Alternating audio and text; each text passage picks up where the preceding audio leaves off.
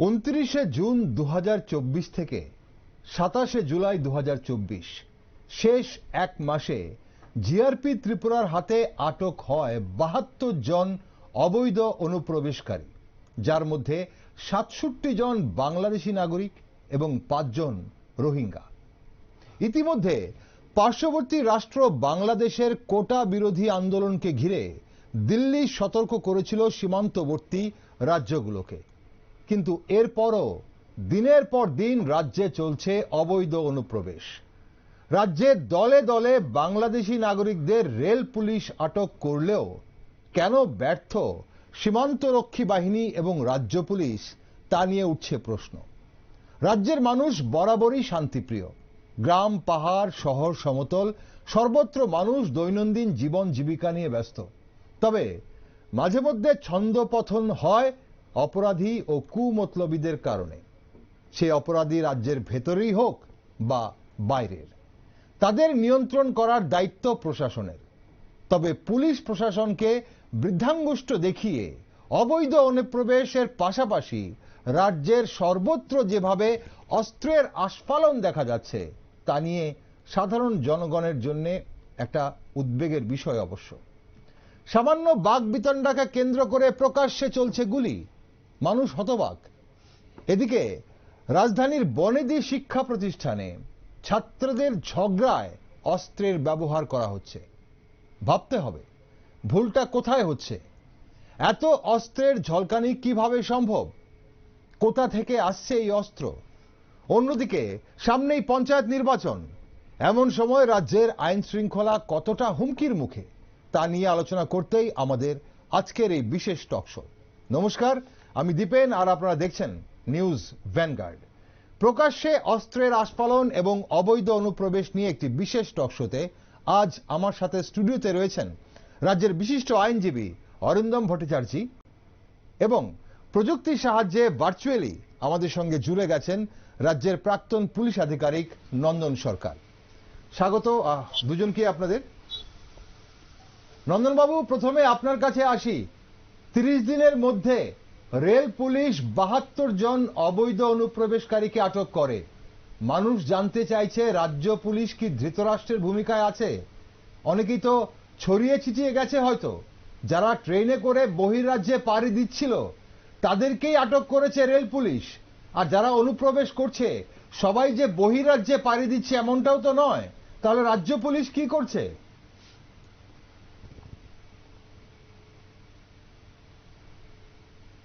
আপনাকে এই একটি গুরুত্বপূর্ণ ব্যাপারে আজকের এই আলোচনায় আমাকে ডাকার জন্য আপনার নিউজ ভ্যানগার্ডের পুরো টিমকে আমার কৃতজ্ঞতা জানাচ্ছি।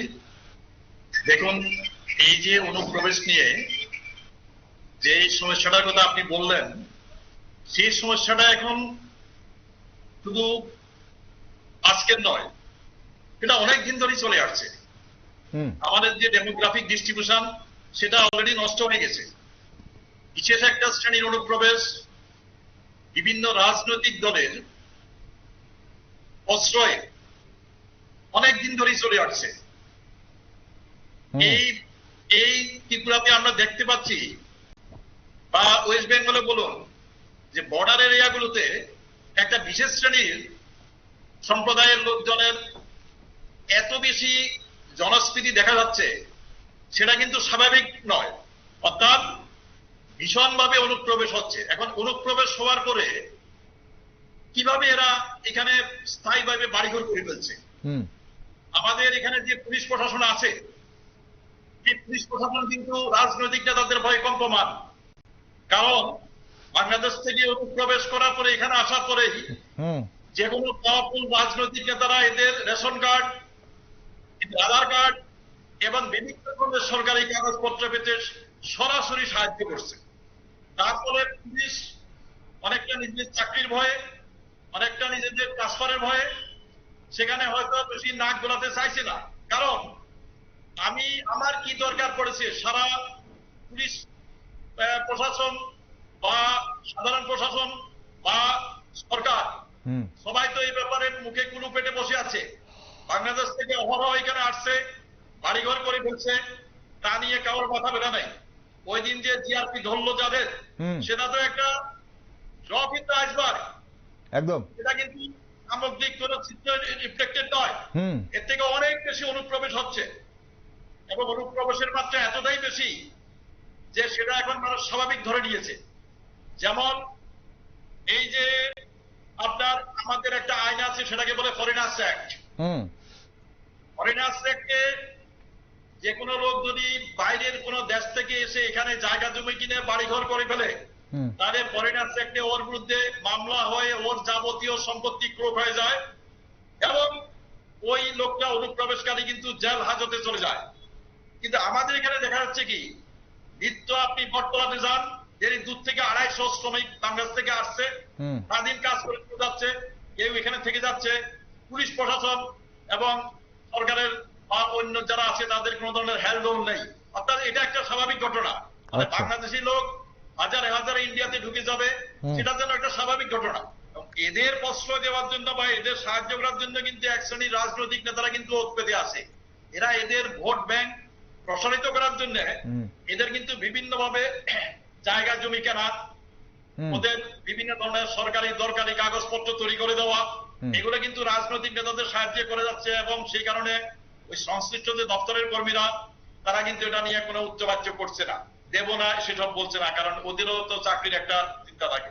তো সেসব না কারণে এখানে অনুপ্রবেশ হচ্ছে। বর্ডার সিকিউরিটি ফোর্স যারা ফার্স্ট লাইন অফ ডিফেন্স, ওদের দায়িত্ব হলো বর্ডার থেকে ট্রান্স বর্ডার ক্রাইম গুলো দূর করা, ইনফিল্ট্রেশন চেক দেওয়া, এগুলো কিন্তু বর্ডার সিকিউরিটি ফোর্সের প্রাইমারি ডিউটি। একদম। বিএসএফ এর টোটাল ওদের হলো 30 কিলোমিটার ফর এ ব্যাটালিয়ন, অর্থাৎ একটা ব্যাটালিয়ন 30 কিলোমিটার পর্যন্ত ওদের রেসপন্সিবিলিটি দেওয়া হলে, সেখানে এমন জায়গা আছে 90 কিলোমিটার 100 কিলোমিটার দিয়ে রেখেছে। তো তাতে হচ্ছে কি, এরা 24 আওয়ার্স যে কাভারেজ সেটা এরা করতে পারছে না। আবার কিছু আছে করাপ্ট বিএসএফ অফিসার, যারা আবার এইসব অনুপ্রবেশ বিভিন্ন ধরনের টাকা পয়সার বিনিময়ে বা বিভিন্ন ধরনের স্বার্থে এরা কিন্তু প্রশ্রয় দিয়ে যাচ্ছে কন্টিনিউ, এদের চোখের সামনে দিয়ে বাংলাদেশ থেকে চলে আসছে।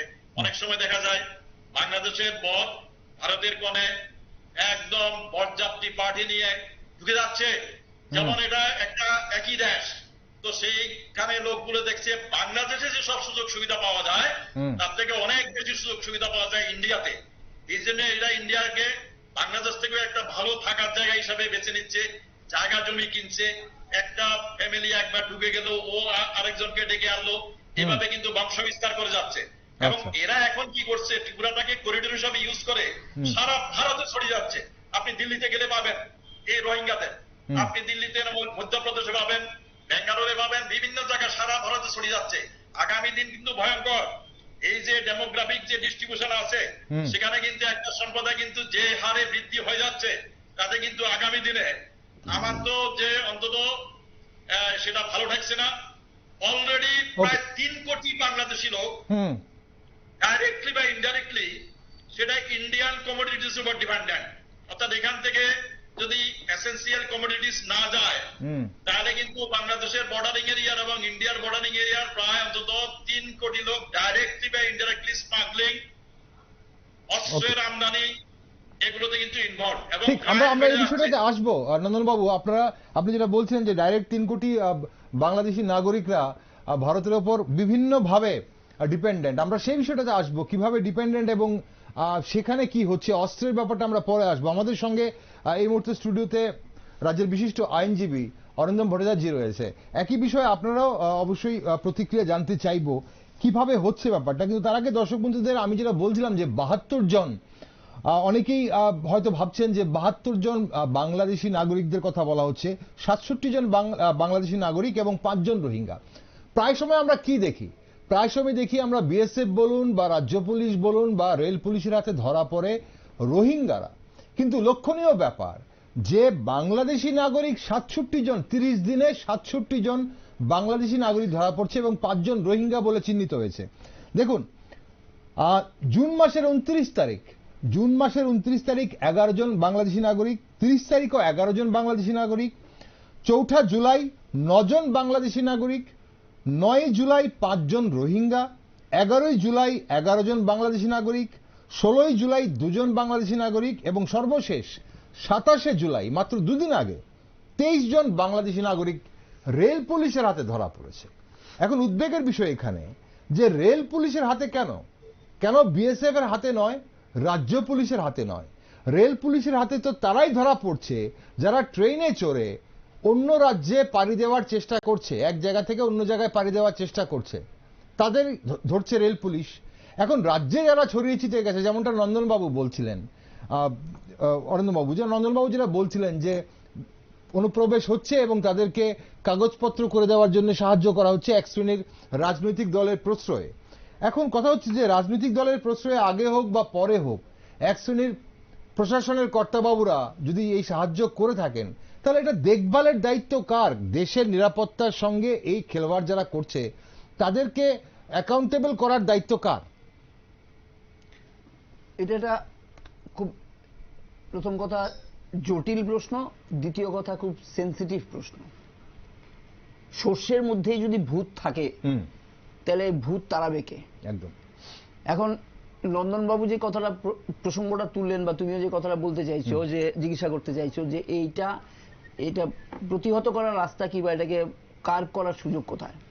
এখন দেখো, এই যে প্রসেসটা, এই প্রসেসটা আজকে দীর্ঘদিন ধরেই চলছে, কিন্তু বিগত 6-7 বছর আগ পর্যন্ত এই যে প্রক্রিয়াটা ছিল যে বাংলাদেশ থেকে উঠে আসছে যারা, তাদেরকে এই রেশন কার্ড করে দেওয়া, আধার কার্ডের ব্যবস্থা করে দেওয়া, বা অন্যান্য যে ভারতীয় নথিপত্র তৈরি করা, যে তাকে ভারতীয় হিসেবে প্রমাণ করার জন্য, এই যে সংখ্যাটা ছিল, সংখ্যাটা একটু নিচের দিকে ছিল। আচ্ছা। কিন্তু গত 6-7 বছরে কিন্তু এই সংখ্যাটা প্রচুর পরিমাণে বেড়ে গেছে। আগে একটা সময় ছিল আগরতলা শহরে, তুমি দেখেছো বা তোমার মনে আছে কিনা আমি জানি না, বটতলার একটা কোণে একটা 1 টনার গাড়ি দাঁড়িয়ে থাকতো, পুলিশের গাড়ি। একদম। কখনো কখনো আমি দেখেছি দশমীঘাট থেকে এই আগন্তুক ক্লাবের সামনে দিয়ে যে আখাউড়া রাস্তার উপর রাস্তাটা এসছে, ওই কোণটায় এসে দাঁড়িয়ে থাকতো 10টা-11টার সময়। প্রথম বুঝতাম না যে এই 1 টনার গাড়িটা এখানে দাঁড়িয়ে আছে কেন। পরে যেটা জানলাম, এই 1 টনার গাড়িগুলো গাড়িটা দাঁড়িয়ে থাকে একটাই কারণে, বটতলার ওখানে যারা শ্রমিকরা কাজ করতে আসে, জমায়েতটা হয় শিববাড়ি চত্বরটাতে, ওখানে বাংলাদেশিরাও আসে, বাংলাদেশি শ্রমিকরা আসে। এদিকে এই পাশটা আখাউড়া রাস্তার উপরে দাঁড়িয়ে থাকে, কারণ এই দিকের চেকপোস্ট বা ওই শানমুড়া, লঙ্কামুড়া এইসব এলাকা দিয়ে বর্ডার ক্রস করে আসে শ্রমিকরা আসে, এদেরকে তুলে নিয়ে যায়। এই 1 টনার গুলো তুলে নিয়ে পুশব্যাক করে, দিনের শেষে কোর্টে চালান করলো, দিনের শেষে পুশব্যাক। এখন যেটা দাঁড়িয়েছে সেটা হচ্ছে যে এই 1 টনার গাড়ি আর আগরতলা শহরে খুব একটা দেখা যায় না। রাদার তুমি এখন যেটা পাচ্ছ সেটা হচ্ছে রেলওয়ে পুলিশের হাতে, জেনারেল রেলওয়ে পুলিশ, জিআরপির হাতে প্রচুর, তোমার পরিসংখ্যান যেটা দিচ্ছ যে 1 মাসে প্রায় 67 জন বাংলাদেশি ধরা পড়েছে। এখন এইটার একটা বিষয় কি, এটার একটা পজিটিভ সাইড রয়েছে। এই নন্দনবাবু যে কথা বলতে চাইছিলেন, আমি সেটাকে একটু কাউন্টার করব। এইটার পজিটিভ সাইডটা হচ্ছে এই জায়গায় যে রেল পুলিশের হাতে ধরা পড়ছে মানে তোমার রাজ্যে ডেমোগ্রাফি চেঞ্জ করছে না। আচ্ছা। রেলে করে, তুমি যেটা বলতে চাইছিলে, রেলে করে ও ত্রিপুরা রাজ্য ছেড়ে অন্য রাজ্যে পৌঁছে যাবে। আচ্ছা। দিল্লি শহরের উপকণ্ঠে একটি বস্তি এলাকা আছে যেখানে তুমি বাঙালি পরিচারিকার কাজ করার মতো প্রচুর লোক পাবে। আচ্ছা। এবং এরা ম্যাক্সিমামই কিন্তু বাংলাদেশি, হয় পশ্চিমবাংলা দিয়ে অথবা ত্রিপুরা দিয়ে বা অন্য কোনো বর্ডার দিয়ে ভারতে পৌঁছে গেছে। এখন এইটা কিন্তু খুব স্বাভাবিক ব্যাপার।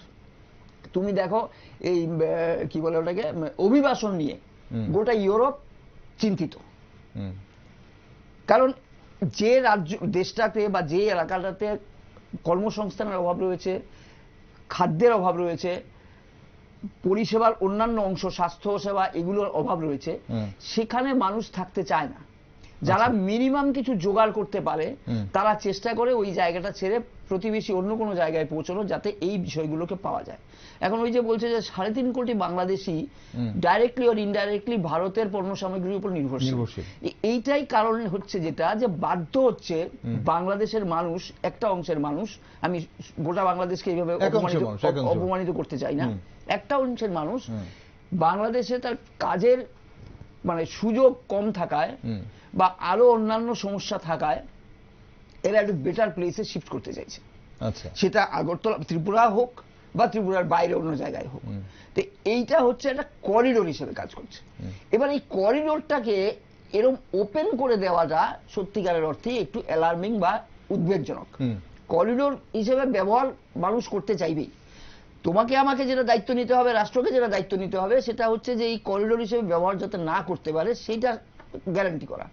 এই জায়গাটাতে নন্দনবাবুর কথায় যদি ফিরে যাই, তাহলে যেখানে 60 কিলোমিটার বা 30 কিলোমিটার থাকার কথা, সেখানে যদি 90-100 কিলোমিটার দায়িত্ব দেওয়া হয় একটা ব্যাটালিয়নকে, তার পক্ষে সত্যি এটা মানে নিবিড়ভাবে করাটা সম্ভব হয়ে ওঠে না। পাহারা দেওয়া এটা সম্ভব নয়, গ্যাপ থেকেই যাবে। আর গ্যাপের মধ্য দিয়ে একটা ব্যাপার কি, এই পাচার কাজটার সঙ্গে যারা যুক্ত থাকে বা এদেরকে বাংলাদেশ থেকে ইন্ডিয়াতে তুলে আনা বা ইন্ডিয়া থেকে অন্য কোথাও নিয়ে যাওয়ার ক্ষেত্রে এরা ম্যাক্সিমাম একটা সংখ্যা যেটা থাকে সেটা হচ্ছে ভারতীয় সীমান্তে বর্ডার এলাকায় বসবাস করে ওরা। আচ্ছা, কাজে ওদের বাড়ি আর বর্ডার একদম কাছাকাছি, মানে রান্নাঘরটা বাংলাদেশ, বড় ঘরটা ইন্ডিয়া, শোয়ার ঘরটা ভারতবর্ষ, ইন্ডিয়া। এইরকম একটা ব্যাপার। আমি এরকম অভিজ্ঞতা আমার আছে, এই দক্ষিণ রামনগর থেকে একটু ভেতরে জয়পুরের দিকে গেলে পরে যে এরকম কিছু বাড়িঘর ছিল, আমি দেখেছি একটা সময় যে খাটে বসে, বড় ঘরের খাটে বসে জানলা দিয়ে তাকালে দেখা যাচ্ছে বাংলাদেশের রিক্সা রাস্তায় ঘুরছে, মানে stone throwing distance, literally stone throwing distance. তো এই পথ দিয়ে বিএসএফ আমার ঘরের পেছনে কতবার যাবে, যেতে যেতে তো আমার ঘরে ঢুকে গেছে। তা আমি তো কখনোই বাংলাদেশি বলবো না, কারণ বাংলাদেশ থেকে আসার সময় কোনো জিনিসপত্র কাগজপত্র কিছু নিয়ে আসে না। যা আসবে আমি এখানে শেল্টার দিচ্ছি, তো আমার এখানেই সমস্ত কিছু পেয়ে যাবে, ওটা সব ভারতীয় পাচ্ছে। বাংলাদেশি প্রমাণ করতে গেলে বিএসএফ কে তো দেখাতে হবে যে ওর কাছে পজিশনে কিছু পাওয়া গেছে যেটা বাংলাদেশি ডিনোট করে, কারেন্সি নোট বা অন্য খাদ্য সামগ্রী বা একটা বিস্কিটের প্যাকেট হলো দেখা যেতে পারে, কিন্তু সেগুলো নেই। তো কাজে এইটা খুব স্মুথ হচ্ছে, এইটাকে কার্ভ করা বিএসএফ এর একার পক্ষে সত্যিই কঠিন।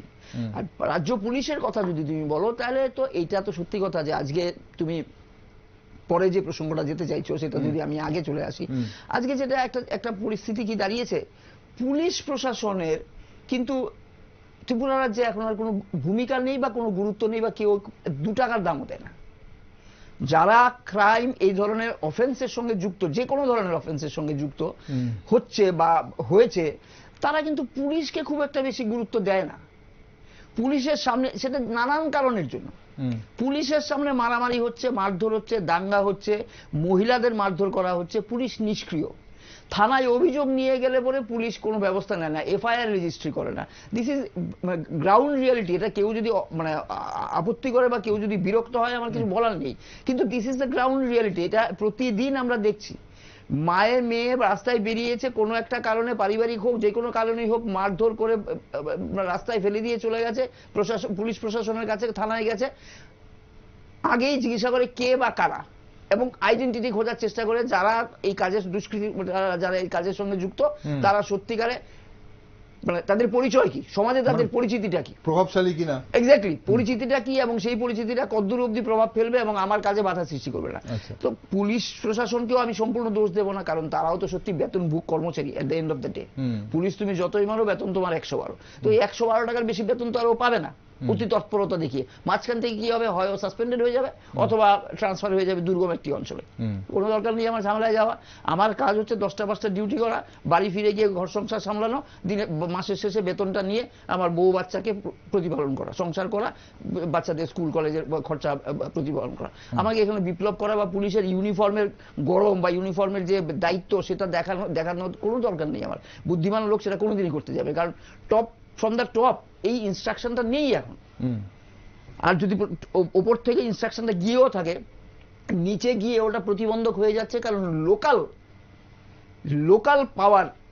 লোকাল পাওয়ারটা পুলিশ প্রশাসনকে অকেজো করে দিয়েছে।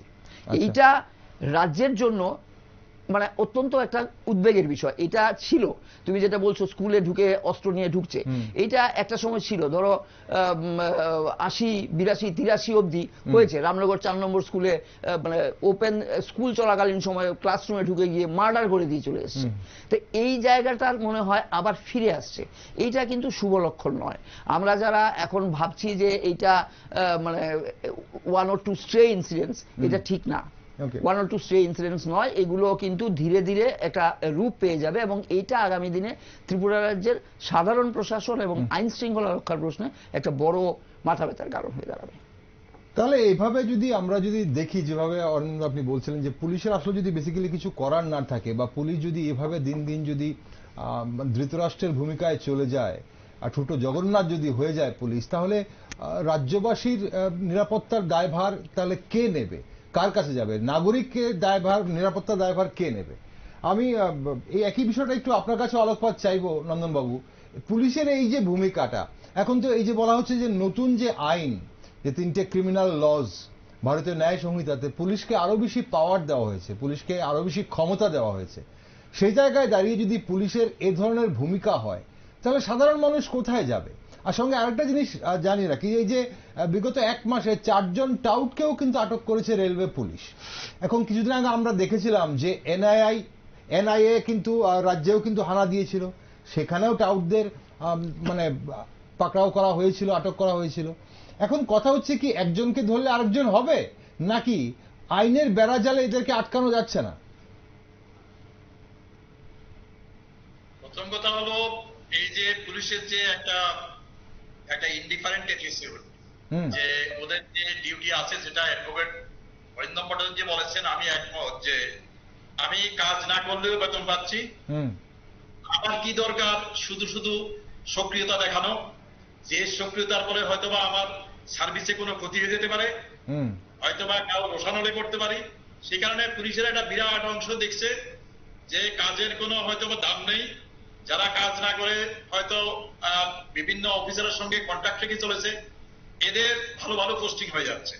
আচ্ছা, এই যে অনুপ্রবেশ যেটা আপনি বলছেন, দীর্ঘদিন আগে থেকে ত্রিপুরা পুলিশে কিন্তু একটা ইউনিট আছে, সেটাকে বলে এমটিএফ, মানে মোবাইল টাস্ক ফোর্স। একদম। অ্যাডভোকেট অরিন্দম ভট্টাচার্য যে গাড়িটার কথা বলেছিলেন যে একটা 1 টনের গাড়ি দাঁড়িয়ে থাকতো, সেটা কিন্তু মোবাইল টাস্ক ফোর্সে। মোবাইল টাস্ক ফোর্সের বিভিন্ন সাব ডিভিশন, যেগুলো বর্ডারিং সাব ডিভিশন, এখানে ওদের কিন্তু অনেকগুলো ক্যাম্প ছিল। সেই ক্যাম্পগুলোর এখন আপনি গিয়ে দেখবেন, আপনি নিজেও ঢুকতে পারবেন না। ক্যাম্পে না আছে কোনো ঠিক মতো থাকার জায়গা, না আছে লোকবল, না আছে কোনো ধরনের অস্ত্রবল, কিচ্ছু নেই। আস্তে আস্তে পুরো মোবাইল টাস্ক ফোর্সটাকে পুরোপুরি একটা পঙ্গু করে দেওয়া হয়েছে।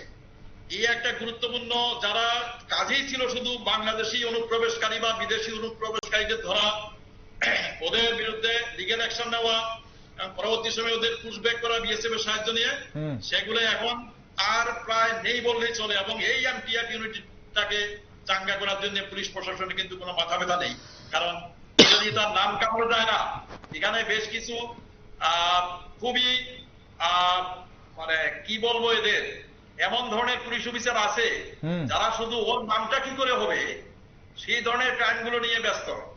ধরুন রোড ট্রাফিক অ্যাক্সিডেন্ট নিয়ে ব্যস্ত, তারপরে রোড ট্রাফিক অ্যাক্সিডেন্ট থামাতে পারছে না, কিন্তু রোড ট্রাফিক অ্যাক্সিডেন্টে খুব তৎপরতা দেখাবে, কারণ এটা চিফ মিনিস্টার থেকে শুরু করে সবার চোখের সামনে হয়ে যায় যদি কোনো অ্যাক্সিডেন্ট হয়। এবং একই সঙ্গে ক্রাইম এগেইনস্ট ওমেনের চেষ্টা করবে, তৎপরতা দেখাবে, চিৎকার চেঁচামেচি করবে, আসল লোককে অ্যারেস্ট করতে না পারলে নিরীহ লোককে অ্যারেস্ট করে ফেলবে, সেগুলো হচ্ছে। এগুলো বিশেষ এক শ্রেণীর পুলিশ অফিসার তৈরি হয়ে গেছে, যারা শুধু নিজের ঢাকঢোল পেটাতে ব্যস্ত, নিজের নাম কামাতে ব্যস্ত। এদের কাছে এই যে বাংলাদেশি অনুপ্রবেশকারী বা বাংলাদেশ থেকে অস্ত্র আসছে, স্মাগলিং অ্যাক্টিভিটিস বেড়ে গেছে, বিভিন্ন ধরনের বিএসএফ এর সঙ্গে কোঅর্ডিনেট করা, কিভাবে এইটা দীর্ঘস্থায়ী একটা সমাধান করা, বর্ডার এরিয়াতে যারা অনুপ্রবেশকারী বাড়িঘর করে ফেলেছে, এদের কিভাবে ইন্ডিয়ান ফরেনার্স অ্যাক্টে এদের বিরুদ্ধে মামলা করা এবং এদের সম্পত্তি বাজেয়াপ্ত করা, বিভিন্ন ধরনের দীর্ঘমেয়াদী অ্যাকশন নেওয়া, পরিকল্পনা করা এবং এই এমটিএফ এর স্ট্রেংথ বাড়ানো, বিভিন্ন ক্যাম্প নতুন করা, সেগুলো নিয়ে কারো কোনো মাথা ব্যথা নেই। যেখানে ধরা পড়েছে এই যে GRP, government railway police, GRP state পুলিশের একটা শাখা, সেখানে আমি কিছুটা জানি, আমি এসপি ছিলাম জিআরপি। ওখানে কি হয়েছে, রেলওয়ে স্টেশনে অনেক সময় দেখা যায় কয়েকজন পুরনো কর্মী আছে যারা বাংলাদেশিদের আইডেন্টিফাই করতে পারে। আমি যখন ছিলাম রেলের এসপি তখন দেখতাম বিশেষ করে একজন মহিলা পুলিশ আসছিল, আচ্ছা, খুব ভালোভাবে বাংলাদেশিদের আইডেন্টিফাই করতে পারত। তো এরা এই যখন ট্রেনের জন্য এখানে সেখানে প্ল্যাটফর্মে ঘুরে বেড়াতো, তখন খুব ইজিলি এদের পিক আপ করত। কিন্তু সেটা তো বাইরের রাজ্যে যাওয়ার জন্য সেটা এদের ধরা হতো। এছাড়া বিরাট সংকট, যেটা করিডোর হিসাবে এটাকে ইউজ না করে এখানেই সেটেলড হয়ে যাচ্ছে। আপনি দেখুন এই যে রিজার্ভ ফরেস্ট এরিয়া এবং প্রোটেক্টেড ফরেস্ট এরিয়া, একদম যেখান থেকে ফরেস্ট ডিপার্টমেন্টের লোকেরা জানে হাজার হাজার একটা বিশেষ সম্প্রদায়ের লোক এখানে পাহাড়ে বাড়ি করে ফেলছে। ফরেস্ট ডিপার্টমেন্টের কোন ধরনের হিসাব নেই, বিকাশ নেই, এরা কিন্তু বাড়ি ঘরে করে ফেলছে এবং এদের হেল্প করছে বিভিন্ন ধরনের আরেকটা কমিউনিটি। এখন প্রশ্ন হচ্ছে, আপনি মুম্বাইতে গেলে দেখবেন ওখানে যেসব চুরি ডাকাতি হচ্ছে অনেকটাই বাংলাদেশি, দিল্লিতে গিয়ে দেখবেন যেগুলো খালি ফ্ল্যাট পড়ে আছে, যেখানে বুড়ো বুড়িরা থাকছে, সিনিয়র সিটিজেনরা থাকছে, এখানে ডাকাতি হচ্ছে, মেরে ফেলছে, এগুলো বাংলাদেশি। এরা কোথা থেকে আসছে? এরা কিন্তু এইসব বাংলাদেশের বিভিন্ন অঞ্চল থেকে আসছে। কারণ বাংলাদেশে ওরা যেভাবে ইনকাম করে বা যে ধরনের কাজের সুবিধা বা যে থাকার সুবিধা, যে এরকম একটা লিভিং একটা কন্ডিশন, তার থেকে ইন্ডিয়াতে অনেক ভালো আছে। কারণ ইন্ডিয়াতে আপনার যে কোনো লোক এলে আমরা সবাইকে নিজের করে নিই। এখানে কোনো লোক ভাবে না এটা আমার দেশ। নন্দনবাবু, এখানে একটা প্রশ্ন জাগে, আপনি যে এই যে বলছেন, এই যে হুমকির মুখে, দেশের নিরাপত্তা হুমকির মুখে, এবং ত্রিপুরাকে করিডোর করে সেখানে মুম্বাই বলুন, দিল্লি বলুন, বড় বড় শহরে পৌঁছে যাচ্ছে।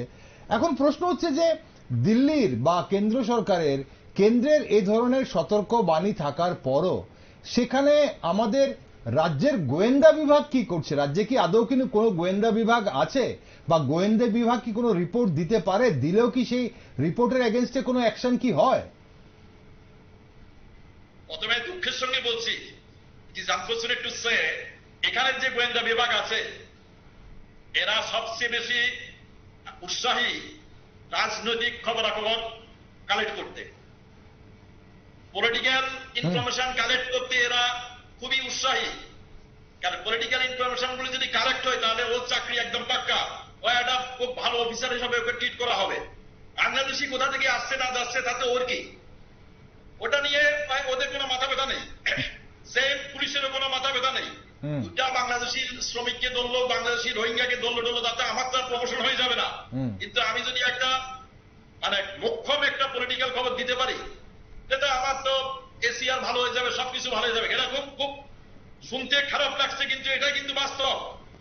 যেটা নিয়ে আমার সার্ভিসে ভালো হবে আমি সেটাই করবো। এবং তার যে এই যে সার্ভিসে ধরুন বাংলাদেশি এসে যাচ্ছে, তার জন্য কোনো অফিসারকে কি এক্সপ্রেশন করা হয়েছে? এই যে ডিস্ট্রিক্টে যারা সীমান্তে যারা এসপি আছে, ডিএসপি আছে, থানার ওসিরা আছে, এদের কি কোনো এক্সপ্রেশন কল করা হয়েছে? যে রেলওয়ে স্টেশন পর্যন্ত কি করে গেল একদম বাংলাদেশ থেকে, তুমি কি করছিলে?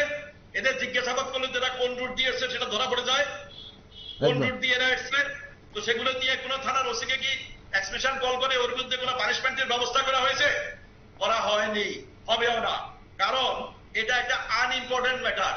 বাংলাদেশি লোক এখানে আসবে, এখান থেকে করিডোর সার্ভিস করে সারা ভারতে ছড়িয়ে পড়বে, ডেমোগ্রাফিক সিচুয়েশনটা চেঞ্জ করে ফেলবে, ক্রাইম করবে, ভারতের সার্বভৌমত্ব সিকিউরিটি নিয়ে খেলা খেলবে, এখানে বোম ফাটাবে, এখানে বোম ফাটাবে, আর বিভিন্ন ধরনের আলট্রা এই যে ফান্ডামেন্টালিস্ট অ্যাক্টিভিটিস করে বাড়াবে। সেটা আমাদের এখন পর্যাপ্ত। একজন রাজ্যের মুখ্যমন্ত্রী কি করে বলতে পারে যে বাংলাদেশের চলমান কোটা বিদ্রোহ চলছে, সেখানে যদি কেউ এখানে আসে আমি ওকে আশ্রয় দেব? একটা রাজ্যের মুখ্যমন্ত্রীর কি এই অধিকার আছে? যেটা বিউটি একটা বিদেশ মন্ত্রকের ব্যাপার। কিন্তু উনি বলেছেন, এবং সেই কারণে আপনি দেখবেন ওয়েস্ট বেঙ্গলের বর্ডারিং এরিয়াগুলোতে আপনি যান, একটা বিশেষ শ্রেণীর লোককে দেখতে পাবেন। কিন্তু স্বাধীনতার সময় এগুলো কেউ ছিল না, এগুলো এলো কোত্থেকে? এগুলো নিয়ে কেউর কোনো মাথা ব্যথা নেই। কারণ এখানে একটা চলিত ভোট ব্যাংক আছে, সেই ভোট ব্যাংকটা আমি নষ্ট হতে দেবো না, বরং আরো আমার ভোট ব্যাংকটা বাড়ানোর জন্য বাংলাদেশ থেকে যদি আসে জামাই আদর করে এদের সব কাগজপত্র করে দেবো। একটাই কথা, আমাকে ভোটটা দিবি, আমি আসি তোর সঙ্গে। একদম নন্দনবাবু, আপনি যেটা ইঙ্গিত করছিলেন, পশ্চিমবঙ্গের কি করবে, পশ্চিমবঙ্গের মুখ্যমন্ত্রী কি করবে? আর বর্ডার সিকিউরিটি ফোর্স এর মধ্যে প্রচুর কমান্ডেন্ট অ্যারেস্ট হয়েছে। এই যে গরু পাচার কাণ্ড, সেখানে গরু পাচার গুলো যাওয়ার সময় বীরভূম থেকে প্রায় 70টা পুলিশ স্টেশনের পাশ দিয়ে যেত, প্রত্যেকটা পুলিশ স্টেশন টাকা পেত, প্রত্যেকটা কাস্টমসের অফিসার টাকা পেত।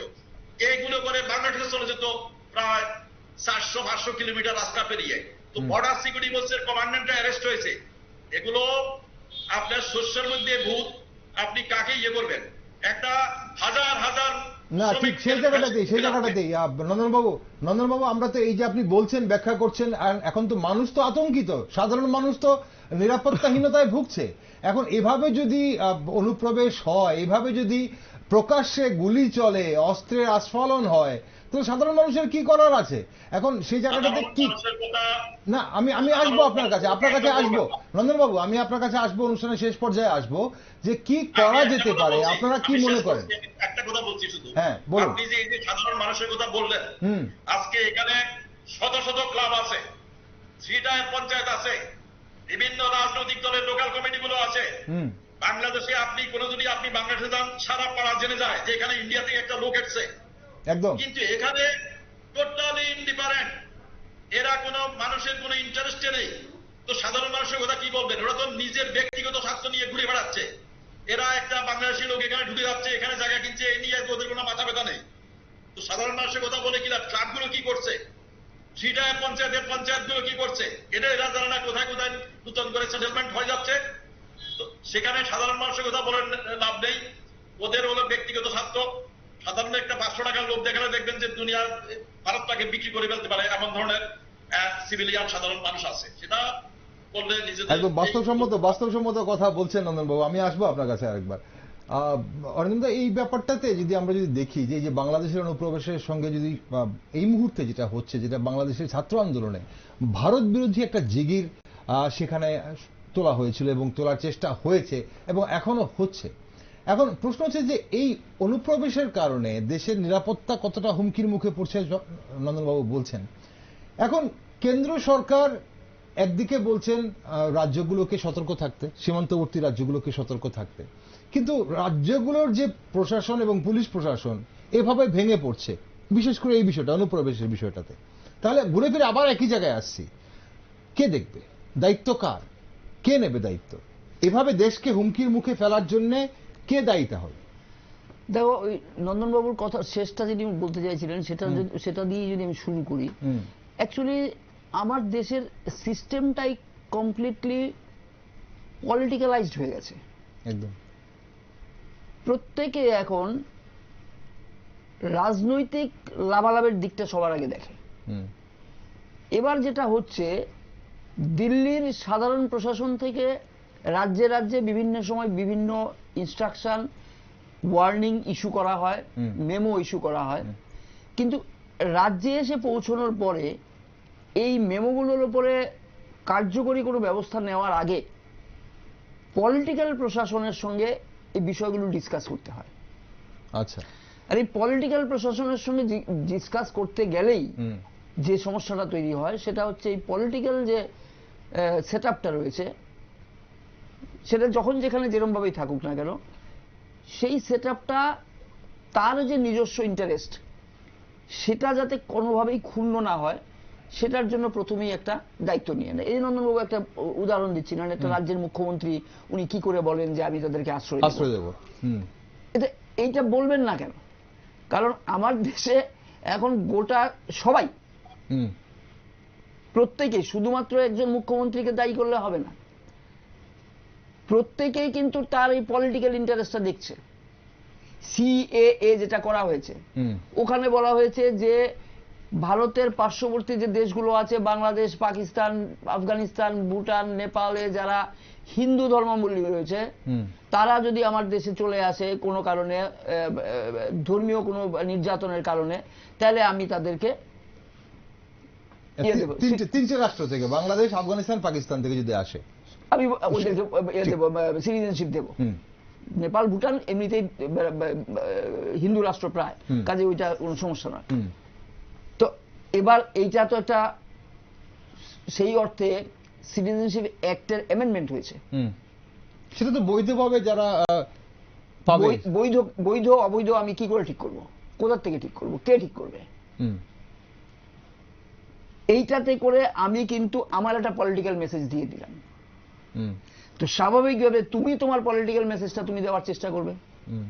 ভারতবর্ষ বাংলাদেশ স্বাধীন হওয়ার প্রশ্নে একটা বিরাট ভূমিকা নিয়েছে, এবং বাংলাদেশের স্বাধীনতা আন্দোলন যখন চলছিল, ভাষা আন্দোলন বা তারপরে স্বাধীনতা আন্দোলন যখন চলছিল, তখন প্রচুর বাংলাদেশি ভারতের বিভিন্ন জায়গায় আশ্রয় নিয়েছে, আমাদের ত্রিপুরা থেকে শুরু করে পশ্চিমবাংলায় আশ্রয় নিয়েছে।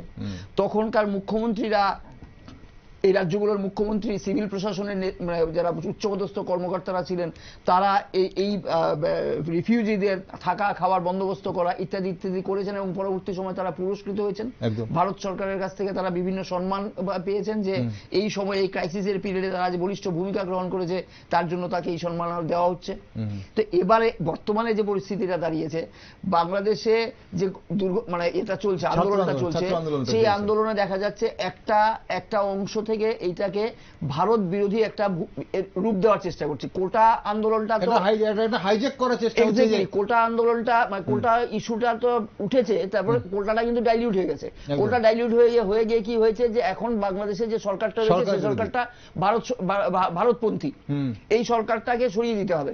ভারতীয়দের সঙ্গে বা ভারত সরকারের সঙ্গে আমাদের অত মাখামাখি আমরা পছন্দ করছি না। আমরা রেল, বাস, ট্রেন এগুলো আমরা বন্ধ করে দিতে হবে, এগুলো বন্ধ করতে হবে। তো এই সময়ে যদি দেখা যায় যে বাংলাদেশের কোন অংশের মানুষ এই আন্দোলনের ফলে বা এই ধরনের জিগিরের ফলে নিরাপত্তাহীনতায় ভোগ করছে এবং ওরা বাংলাদেশের এলাকা ক্রস করে, সীমানা ক্রস করে ভারতবর্ষে ঢুকছে, আর আমি সেটা জানতে পারলে আমি এই ক্রেডিটটা নেব না কেন? এবং এইটাই হচ্ছে সাধারণভাবে তাদের আড়ালে এই যে যারা শরণার্থী, যাদেরকে আমি আশ্রয় দিচ্ছি, তাদের আড়ালে যে সন্ত্রাসবাদীরা প্রবেশ করবে না এবং আমার দেশের সার্বভৌমত্ব নষ্ট করবে না, তার গ্যারান্টি কে দেবে? আমি আবারও তোমাকে এই কথাই বলবো যে আমার দেশ থেকে আজকে সব থেকে বেশি শ্রমিকরা কোথায় যাচ্ছে, কোন দেশে যাচ্ছে? বিদেশে। সরকারিভাবে কাদেরকে ইয়ে করা হচ্ছে? ইসরায়েলে। আজকে ইসরায়েল এবং প্যালেস্টাইন একটা যুদ্ধের পরিবেশ রয়েছে। ওখানে ইসরায়েল সরকার মানে কি বলে নির্মাণ শ্রমিকদের অভাবের কারণে বিভিন্ন দেশের কাছে আবেদন করেছে, তোমাদের ওখানে শ্রমিক থাকলে আমাদের এখানে পাঠাও। তা আমার দেশের শ্রমিকরা নিজের দেশে কাজ নেই বলেই তো ওখানে যাচ্ছে। কিন্তু আমার দেশের সরকার কি এই জিনিসটা মাথায় রেখেছে যে ওটা একটা ওয়ার জোন? ওই ওয়ার জোনে আমি শ্রমিকদের পাঠাচ্ছি মানে ওদের জীবন সংশয় হবে। এই বিষয়ে কি গ্যারান্টি ভারত সরকার নিয়েছে? তো ভারত সরকার যদি এই ধরনের ভূমিকা নিতে পারে, তাহলে আমি একটা রাজ্যের প্রধান হয়ে শুধুমাত্র এই অনুপ্রবেশকারীদের সঙ্গে সন্ত্রাসবাদীরা ঢুকে যাবে এই মানে চিন্তা আমার মাথায় থাকবে, আর ভারতবর্ষ থেকে যে শ্রমিকরা ওই দেশে যাচ্ছে ওয়ার জোনে ঢুকছে গিয়ে ওখানে ওদের নিরাপত্তা কে দেখবে সেটা দেখার দায়িত্ব তোমার নয়, আমাকে সব দায়িত্ব নিয়ে নিতে হবে। আলটিমেটলি কথাতে এই যে সাধারণ মানুষের জীবনের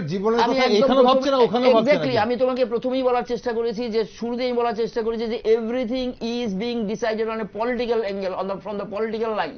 তো পলিটিক্যাল লাইন থেকে যখন ডিসকাস হবে দেশের নিরাপত্তা, দেশের সার্বভৌমত্ব, দেশের স্বার্থ, দেশের মানুষের মানে সুবিধা অসুবিধা, নিরাপত্তা, এইগুলো যখন কম্প্রোমাইজড হয়ে যাচ্ছে, তখন তুমি এই অনুপ্রবেশকারীদের ভেতরে এরা কি বলে শরণার্থী না সন্ত্রাসবাদী সেটা ভাববার অবকাশ নেই। আরেকটা জিনিস চিন্তা করে দেখো যে তোমার রাজ্যে কিভাবে ডিস্টার্ব হচ্ছে। নন্দনবাবু বলার চেষ্টা করছে যে ফরেস্ট ল্যান্ডগুলোকে অকুপাইড করে দিচ্ছে। এই অকুপেশনটাকে একদম অঙ্কুরেই বিনাশ করার চেষ্টা কেন করা হচ্ছে না? কারাই অনুপ্রবেশ করছে বা কারাই এই ফরেস্ট ল্যান্ডে ঢুকছে?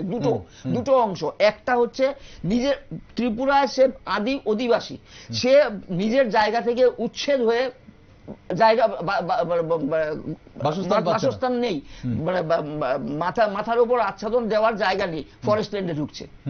এবার একে এখান দিয়ে ঢুকতে দেওয়া যাবে না। তাহলে গভর্নমেন্টের প্রথম ইনিশিয়েটিভ কি হওয়া উচিত? যে এদেরকে কোথাও একটা সুইটেবলি রিপ্লেস করে দাও, মানে প্লেস করে দাও, মানে ভেরি ফার্স্ট ইনস্টেন্স। তা নয়, কি করছে? 1 মাস 2 মাস 3 মাস চলে যাওয়ার পরে তোমাদের মিডিয়া বা বিভিন্ন জায়গা থেকে আলোচনা হওয়ার পরে হঠাৎ ফরেস্ট ডিপার্টমেন্ট ওদেরকে উচ্ছেদের নোটিশ জারি করছে। যাবে কোথায় এরা? আবার একটা সোশ্যাল প্রবলেম, আবার একটা পলিটিক্যাল ইস্যু। এদেরকে মানে সঠিক বাসস্থানের বা পুনর্বাসনের ব্যবস্থা না করে এদেরকে কোথাও সরানো যাবে না। দে আর গেটিং দ্য এনকারেজমেন্ট যে আমরা ফরেস্ট ল্যান্ডে থাকতে পারবো ইন বোথ ওয়েজ। তো এই যে বিষয়গুলো, প্রত্যেকটা বিষয়ই তো অ্যাডমিনিস্ট্রেশনের প্রত্যেকটা বিষয় কিন্তু পলিটিক্যাল অ্যাঙ্গেল থেকে দেখা হচ্ছে। তো পলিটিক্যাল অ্যাঙ্গেল থেকে যদি দেখা হয় তাহলে সমস্ত কিছু উইল বি কম্প্রোমাইজড, কিচ্ছু বড় করার থাকে না কারোর তরফ থেকে। চলো, এভরিথিং উইল বি কম্প্রোমাইজড। নন্দন বাবু এটাই বলছেন, বরেন্দ্র বাবু, যে যতক্ষণ না পলিটিক্যাল অ্যাঙ্গেল থেকে এই জিনিসগুলোর ডিসিশন নেওয়া হবে ততক্ষণ এভরিথিং উইল বি কম্প্রোমাইজড। কি মনে করেন কিভাবে তাহলে আলটিমেটলি এর নিষ্পত্তি কিভাবে হবে? তাহলে এভাবে অনুপ্রবেশ হবে আর এভাবেই দেশের নিরাপত্তা হুমকির মুখে পড়বে? নিষ্পত্তি কখনো হবে না, এই সিস্টেমে কখনো নিষ্পত্তি হবে না। আমাদের যখন কনস্টিটিউশন তৈরি করা হয়েছিল তখন সেখানে শেয়ারিং অফ পাওয়ার, সেন্ট্রাল এতগুলো পাওয়ার, স্টেটের এতগুলো পাওয়ার। এখন ল অ্যান্ড অর্ডার বা পাবলিক অর্ডার যেটা, সেটাকে দেওয়া হয়েছে স্টেটের হাতে। সেখানে সবচেয়ে বড় ভুলটা হয়ে গেছিল। এই পুলিশ এবং ল অ্যান্ড অর্ডার বা পাবলিক অর্ডার মেনটেনেন্স, সেগুলো কিন্তু কখনো একটা স্টেটের হাতে ছেড়ে দেওয়া উচিত হয়নি। সেটা কিন্তু সেন্ট্রালি রাখা উচিত ছিল।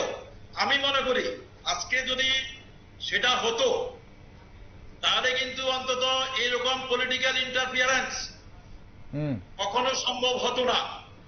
আমি যদি মনে করি যে আমার ট্রান্সফারটা কোনো রাজনৈতিক নেতা করতে পারবে না, আমার ডিপার্টমেন্টের অফিসার করতে পারবে, তাহলে কিন্তু আমি নির্ভয়ে কাজ করতে পারতাম। কিন্তু আমি যখন দেখি যে সাধারণ লোকাল লেভেলের নেতাই আমার ট্রান্সফার করে দিচ্ছে, হুম তখন তো আমি মুখ বুঝে সবকিছু দেখে সহ্য করা ছাড়া আমার কোনো কাছে কোনো পথ নেই। কারণ আমি তো ফ্যামিলি নিয়ে চলতে হয়, আমার ছেলেমেয়েরা আগরতলা পড়াশোনা করছে, হুম আমাকে এখান থেকে ট্রান্সফার করে দেবে, আমার পরিবারটা নষ্ট হয়ে যাবে। একদম সেই জন্য আমি সবকিছু দেখে শুনে চুপ করে যাচ্ছি। বর্ডার সিকিউরিটি ফোর্সের 2 জন জওয়ান গিয়ে অনেক সময় অনেক বড় বড় অ্যাকশন নিয়ে নেয়। সেই অ্যাকশনটা ত্রিপুরা পুলিশের ডিএসপি র্যাঙ্কের অফিসার এক প্লাটুন ফোর্স নিয়ে করতে পারে না। কেন? বিএসএফ এর জওয়ান ভাবে যে আমার তো এখানে আমার অফিসার আছে, ও আমাকে ট্রান্সফার করবে, এই লোকাল পলিটিক্যাল লিডাররা আমার কিচ্ছু করতে পারবে না। হুম সেই কারণে সে কাজটা করতে পারে। কাস্টমসের অফিসাররা রেড করে, ইনকাম ট্যাক্সের অফিসাররা অনেক সময় পুলিশ না নিয়ে গিয়ে রেড করে, ভালো রেড করে ফেলে, ওরা অনেক বড় বড় জায়গায় হাত দিয়ে ফেলে। একদম। কারণ ওরা জানে ওদের ট্রান্সফারটা লোকাল পলিটিক্যাল লিডারদের আন্ডারে করতে পারবে না, পুলিশ প্রশাসনকে আমি একটা জিনিস বলবো যে যদি সম্ভব হয় একটা সুশান চেঞ্জ করে দিল্লির মতো এই পুলিশ প্রশাসনটাকে, ল অ্যান্ড অর্ডারটাকে সেন্ট্রাল লিস্টের আওতায় আনা হয়, নাহলে ভারতের সার্বভৌমত্ব, ভারতের যে ইন্টিগ্রিটি, সেটা কিন্তু একটা হুমকির মুখে অলরেডি এসে দাঁড়িয়েছে। এটা যদি চেঞ্জ করা না হয় তাহলে কিন্তু অদূর ভবিষ্যতে আমাদের সবাইকে কিন্তু সেটা করতে হবে। নন্দনবাবু, এখানে এই যে আপাতত দৃষ্টিতে এই মুহূর্তে যে ঘটনাটা হচ্ছে বা এই মুহূর্তে যে একটা ক্রাইসিস সৃষ্টি হচ্ছে, বিশেষ করে বাংলাদেশের এই ছাত্র আন্দোলন যেটাকে এখন সেই হাইজ্যাক করা হচ্ছে অন্যভাবে এবং ভারত বিরোধী জিগির তোলা হচ্ছে, সেখানে দাঁড়িয়ে কেন্দ্র সরকার যে ধরনের সতর্কতা জারি করেছে, সে জায়গায় দাঁড়িয়ে আমরা যদি এভাবেও দেখি যে পলিটিক্যাল লিডাররা ডিসিশন নেয় কি করবে কি করবে না পুলিশরা, এবং পুলিশদের প্রভাবিত করে, পুলিশের কাজকে প্রভাবিত করে পলিটিক্যাল লিডার্সরা, তাহলে রাজ্য সরকারের এই মুহূর্তে কোনো ভূমিকা নেওয়া উচিত কিনা? রাজ্য সরকারের যথেষ্ট ভূমিকা আছে। বাংলাদেশে যেটা হচ্ছে সেটা আমরা জানি। বাংলাদেশের প্রত্যেকটা রাজনৈতিক মুভমেন্ট পলিটিক্যাল মুভমেন্ট হিসাবে দেয় বা স্টুডেন্টস মুভমেন্ট, যখনই সেটা একটা মানে আকার ধারণ করে মেসিউড হয়, তখন দেখা যায় ভারত বিরোধী আন্দোলন, ভারত বিরোধী স্লোগান শুরু হয়। ভারত বিরোধী স্লোগানটা কেন শুরু হয়? সেটা হলো প্রকারান্তরে হিন্দু বিরোধী স্লোগান। আপনারা কিন্তু সেটা অস্বীকার করতে পারবেন না। এটা কিন্তু ভারত বিরোধী স্লোগান নয়, সেটা হিন্দু বিরোধী স্লোগান। সেখানে আমরা অনেকেই রাজনৈতিক কারণে বা বিভিন্ন কারণে চুপ করে বসে থাকি। এই গভীর সত্যটাকে আমরা অস্বীকার অনেক সময় স্বীকার করতে চাই না, জেনে শুনেও। এখানে যে এই যে হরে কৃষ্ণ হরে রাম, শেখ হাসিনার বাপের নাম, এই হরে কৃষ্ণ হরে রাম শব্দটা কেন ইউজ হলো এখানে? মানে কি শেখ হাসিনা এরা হিন্দু, প্রো হিন্দু, এরা সবাই হিন্দু, এর মধ্যে এদের দিয়ে বাংলাদেশের কোনো কিছু হবে না। এখানে এই ভারত বিরোধী সেটা স্লোগান নয়, সেটা পিওরলি একটা হিন্দু বিরোধী স্লোগান বা সংখ্যালঘু যারা আছে ওদের বিরোধী স্লোগান। অর্থাৎ টু নেশন থিওরিতে যখন ভারত পাকিস্তান ভাগ হলো, এরা চট করে কিন্তু এটাকে ইসলামিক কান্ট্রি করে ফেললো। কিন্তু আমাদের এখানে রাজনৈতিক কারণে বা বিভিন্ন ধরনের ইয়ের কারণে কিন্তু সেটা করেনি, সেকুলার করেছে। সেকুলার করার ভয়াবহ পরিণতি একদিন ভারতবাসী দেখতে পাবে, যে এখানে নয় এখান থেকেও একদিন হয়তো রিফিউজি হতে হবে। যেভাবে ডেমোগ্রাফিক নন্দনবাবু, আমাদের অনুষ্ঠানের সময় ফুরিয়ে এসছে, আজকে সময় ফুরিয়ে গেছে। আমরা আরো আলোচনা করার জায়গা ছিল, কিন্তু আজ দীর্ঘায়িত করতে পারছি না, অনুষ্ঠানের সময় ফুরিয়ে গেছে। অসংখ্য ধন্যবাদ নন্দনবাবু, আপনি অসুস্থ, তার মধ্যেও আমাদের আজকে সময় দিলেন, বাড়ি থেকে আপনি ভার্চুয়ালি জুড়েছেন, খুব গুরুত্বপূর্ণ আলোচনা করেছেন। অসংখ্য ধন্যবাদ নন্দনবাবু আপনাকে। এবং অরিন্দমবাবু, আপনাকে অসংখ্য ধন্যবাদ।